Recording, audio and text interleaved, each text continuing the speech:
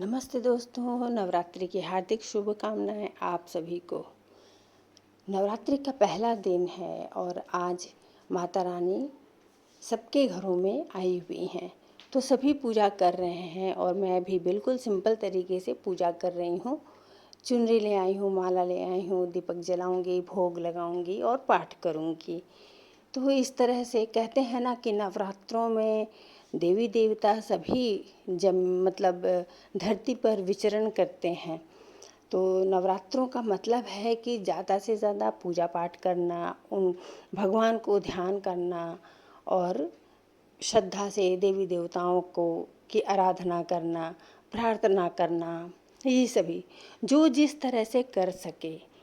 तो उसी तरह से मैंने भी एकदम सिंपल तरीके से किया है।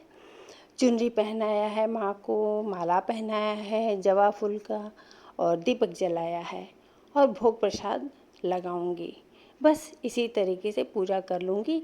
और मेरी पूजा में सबसे मेन होता है कि मैं सप्तशती का पाठ करती हूँ। तो मेरा ये काम लगभग घंटे 1.5 घंटे चलता है पाठ करने का। तो मैं ये सारी तैयारी कर लूँगी और करने के बाद पाठ करने बैठूँगी।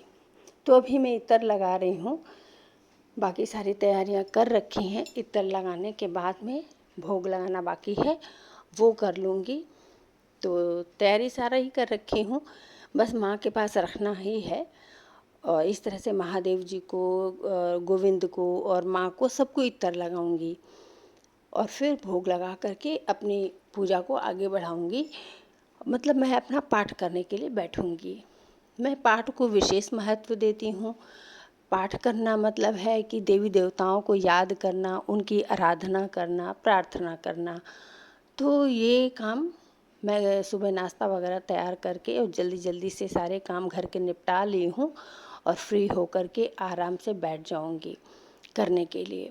और कोशिश यही रहती है कि जब अभिजीत मुहूर्त रहता है ना, तभी उसी में मैं अपना ये काम करूं। दीपक माँ के पास दीपक रखने का और अपना पाठ शुरू करने का काम मैं करूं। पूरी कोशिश मेरी ऐसी ही रहती है।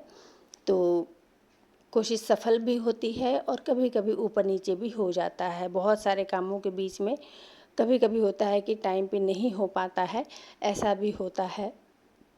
तो माफ़ी मांग लेती हूँ, क्षमा मांग लेती हूँ माँ से। और या फिर जो देवी देवता की, जैसे त्योहार है, शिवरात्रि है, तो महादेव जी से माफ़ी मांगती हूँ। अभी नवरात्रि हैं तो माता रानी से माफ़ी मांग लूँगी। अगर मुझसे कोई गलती हो गई हो तो मुझे क्षमा करिएगा और पाठ करने के लिए तैयार हो जाऊँगी। सप्तशती का पाठ करने में थोड़ा टाइम लग जाता है और इतना कठिन तो नहीं होता है, सभी कर सकते हैं पाठ तो। और मैं अपना पाठ खुद ही करती हूँ।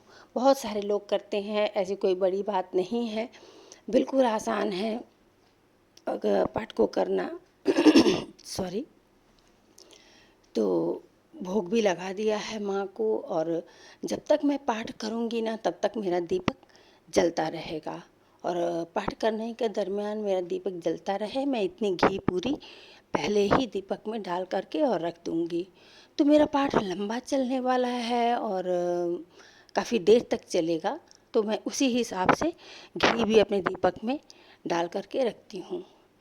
तो पाठ ख़त्म हो गया, उसके बाद में मैं रेस्ट भी ले ली हूँ, घर के सारे काम हो गए हैं और अब हो गई है शाम।